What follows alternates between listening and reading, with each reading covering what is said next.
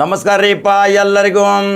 ಕಟ್ಟಡ ಕಾರ್ಮಿಕರ ಕಲ್ಯಾಣ ಮಂಡಳಿಗೆ ಸೆಸ್ ಸಂಗ್ರಹ ನೋಡ್ರಿ. ಒಬ್ಬ ಕರ್ನಾಟಕ ರಾಜ್ಯದ ಕಾರ್ಮಿಕ ಮಂತ್ರಿ ಸಂತೋಷ್ ಲಾಡ್ ಹಿರಿಯ ಅಧಿಕಾರಿಗಳ ಜೊತೆ ಚರ್ಚೆ ಮಾಡಿಕೊಂಡು ಈ ಕಟ್ಟಡ ಕಾರ್ಮಿಕರ ಕಲ್ಯಾಣ ಮಂಡಳಿಗೆ 1% ಸೆಸ್ ಸಂಗ್ರಹ ಮಾಡುವ ಸಲುವಾಗಿ ಸಲಹೆ ಸೂಚನೆಗಳನ್ನು ನೀಡಿ ಸಿದ್ದರಾಮಯ್ಯ ಮುಖ್ಯಮಂತ್ರಿಯರ ಮೇಲೆ ಒತ್ತಡ ತರ್ತಾರೆ.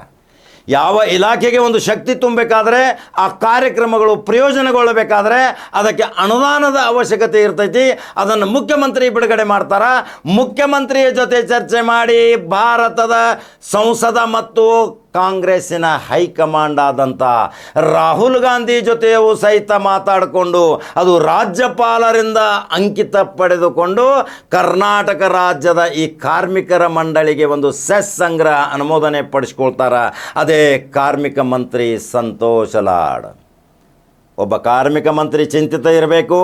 ಕಾರ್ಮಿಕ ಮಂತ್ರಿಗೆ ಯಾವ ಬಡವನ ಬಗ್ಗೆ ಅರಿವು ಇರಬೇಕು. ಆ ಕಾರ್ಮಿಕ ಮಂತ್ರಿ ಅವರಿಗೆ ಸದುಪಯೋಗ ಆಗುವಂಥ ಯೋಜನೆಗಳನ್ನು ಜಾರಿ ಮಾಡಿದರೆ ಆ ನಿರ್ಗತಿಕ ಕಾರ್ಮಿಕರು ಆ ದೇವರಂತ ತಿಳ್ಕೊತಾರ. ಅವರಿಗೆ ಎಷ್ಟೊಂದು ಪ್ರಾರ್ಥನೆ ಮಾಡ್ತಾರ. ಇಂದಿನ ದಿನಮಾನಗಳಲ್ಲಿ ದೈನಂದಿನವಾಗಿ ಇವತ್ತು ಜೀವನ ಸಾಗಿಸುವುದೇ ಒಂದು ದುಸ್ತರ ಆಗೈತಿ. ಆದರೆ ಕಟ್ಟಡ ಕಾರ್ಮಿಕರು ಈ ಕಾರ್ಮಿಕ ಕಲ್ಯಾಣ ಮಂಡಳಿಗೆ 1% ಸೆಸ್ ಸಂಗ್ರಹ ಮಾಡಿ ಆ ಕಾರ್ಮಿಕರ ಕಲ್ಯಾಣ ಸಲುವಾಗಿ ಆ ಹಣ ಬಳಕೆ ಮಾಡಿಕೊಂಡು ಅವರ ದೈನಂದಿನ ಆರೋಗ್ಯ ಇರಬಹುದು, ಅವರ ಮರಣ ಮತ್ತು ಅಪಘಾತ ಸಂಭವ ಇರಬಹುದು, ಇಂಥ ಎಲ್ಲದಕ್ಕೂ ಆ ಸೆಸ್ ಎಷ್ಟೊಂದು ಉಪಯೋಗಕಾರಿ ಕೆಲಸ ಮಾಡಕತ್ತಾರಂದ್ರೆ ಕಾರ್ಮಿಕ ಮಂತ್ರಿ ಸಂತೋಷ್ ಲಾಡ್ ಬಗ್ಗೆ ರಾಜ್ಯ ಮಾತಾಡಕತ್ತೈತ್ರಿ. ಕಾರ್ಮಿಕರು ಇವತ್ತು ಭಾಳ ಶಕ್ತಿಯುತವಾಗಿ ಕೆಲಸ ಮಾಡಕತ್ತಾರ. ಕಾರ್ಮಿಕರ ಬಗ್ಗೆ ಇಷ್ಟೊಂದು ಆಸರೆ, ಕಾರ್ಮಿಕರ ಬಗ್ಗೆ ಇಷ್ಟೊಂದು ಯೋಜನೆಗಳು, ಕಾರ್ಮಿಕರ ಬಗ್ಗೆ ಇಷ್ಟೊಂದು ಸರ್ಕಾರಿ ಯೋಜನೆಗಳು ಅದಾವ ಅನ್ನೋದು ಸಹಿತ ಗೊತ್ತಿದ್ದಿರಲಿಲ್ಲ. ಅದನ್ನು ಸಂಪೂರ್ಣವಾಗಿ ಜಾರಿ ಮಾಡಿ ರಾಜ್ಯ ಮಂತ್ರಿ ರಾಜ್ಯಪಾಲರ ಹತ್ತಿರ ಹೋಗಿ ಅವರ ಜೊತೆ ಸಮಾಲೋಚನೆ ಮಾಡಿಕೊಂಡು, ಹಿರಿಯ ಅಧಿಕಾರಿಗಳ ಜೊತೆ ಸಮಾಲೋಚನೆ ಮಾಡಿಕೊಂಡು ಚರ್ಚಿಸಿ ಅಂತಿಮ ರೂಪ ತಾಳಿಸ್ತಾರೆ. ಆ ಬಡ ಜನರು ಇವತ್ತು ನೆನೆಸ್ತಾರ, ಇಂಥ ನಾಯಕ ನಮಗೆ ಬೇಕು, ಇಂಥ ಕಾರ್ಮಿಕ ಮಂತ್ರಿ ಬೇಕು, ನಮ್ಮ ಹೃದಯ ಗೆಲ್ಲುವಂಥ ಮಂತ್ರಿ, ನಮಗೆ ಪ್ರೀತಿ ವಿಶ್ವಾಸ ತೋರಿದಂಥ ಮಂತ್ರಿ, ನಾವು ಬಡವರು, ನಮ್ಮ ಬಗ್ಗೆ ಇಷ್ಟೊಂದು ಅನುಕಂಪ ತೋರಿಸಿದಂಥ ಕಾರ್ಮಿಕ ಮಂತ್ರಿ ಸಂತೋಷ್ ಲಾಡ್ಗೆ ನಾವು ಒಂದು ಸಲ್ಯೂಟ್ ಹೊಡಿತೀವ್ರಿ ಅಂತಾರ ಕಾರ್ಮಿಕರು. ಇದು ಏನು ಕಾರ್ಮಿಕ ಕಲ್ಯಾಣ ಮಂಡಳಿಯ ಸೆಸ್, ಅದರ ವಿವರ ಹೇಳ್ತಾನೆ ಕೇಳ್ರಿ. 2007ರಿಂದ ನೋಂದಾಯಿತ ಕಾರ್ಮಿಕ ಫಲಾನುಭವಿಗಳಿಗೆ ವಿವಿಧ ಸಾಮಾಜಿಕ ಭದ್ರತೆ ಯೋಜನೆ ಜಾರಿ. ಕಾರ್ಮಿಕರ ಕಲ್ಯಾಣ ಸುಂಕ 1% ಸುಂಕು ವಿಧಿಸಲು ಅವಕಾಶ. ಈ ಮೂಲಕ ಸಂಗ್ರಹವಾಗುವ ಸುಂಕ ಮಂಡಳಿ ನಿಧಿಗೆ ಜಮೆ. ಇದರ ಆಧಾರದ ಮೇಲೆ ಕಲ್ಯಾಣ ಯೋಜನೆಗಳು ಫಲಾನುಭವಿಗಳಿಗೆ ಉತ್ತಮ ಕಲ್ಯಾಣ ಭದ್ರತೆ. ಇದರ ಸಲುವಾಗಿ ಕಾರ್ಮಿಕ ಮಂತ್ರಿ ಸಂತೋಷ್ ಲಾಡ್ ಹಿರಿಯ ಅಧಿಕಾರಿಗಳೊಂದಿಗೆ ತಜ್ಞರೊಂದಿಗೆ ಸಭೆ ನಡೆಸಿ ಸಲಹೆ ನೀಡಿದ್ದು ಸಹಿತ ಗಮನಾರ್ಹ.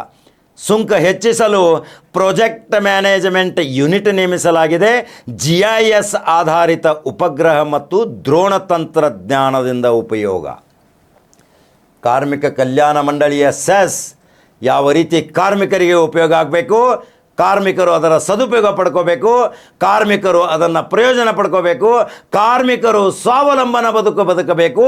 ತಾವು ಬೆಳಿಗ್ಗೆ ಹೋಗಿ ಸಾಯಂಕಾಲ ತಮ್ಮ ಉದ್ಯೋಗಗಳನ್ನು ನಡೆಸಿ ಶಾಂತ ರೀತಿಯಿಂದ ನಿದ್ರೆ ಮಾಡಿ ತಮ್ಮ ಸಂಸಾರವನ್ನು ಸಾಗಿಸಬೇಕು, ಮಕ್ಕಳ ಶಿಕ್ಷಣವನ್ನು ಪೂರೈಸಬೇಕು ಅಂತಾರ ಸಂತೋಷ್ ಲಾಡ್ ಕಾರ್ಮಿಕ ಮಂತ್ರಿ.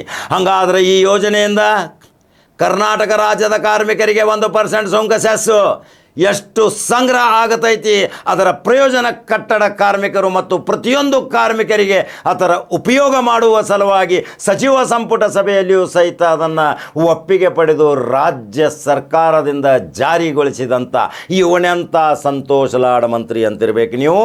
ಕರುಣಾಮಯಿ ದಯಾಳುಮಯಿ ಆದಂಥ ಈ ಸಂತೋಷ್ ಲಾಡ್ ಕಾರ್ಮಿಕರ ಕಲ್ಯಾಣ ನಿಧಿಗೆ ಮಾಡುತ್ತಿರುವ ಕಾರ್ಯಕ್ಕೆ ಒಂದು ಮೆಚ್ಚುಗೆ ವ್ಯಕ್ತಪಡಿಸ್ತೀರಿ. ಅನಿಸಿಕೆಗಳನ್ನ ಹಾಕಿರಿ.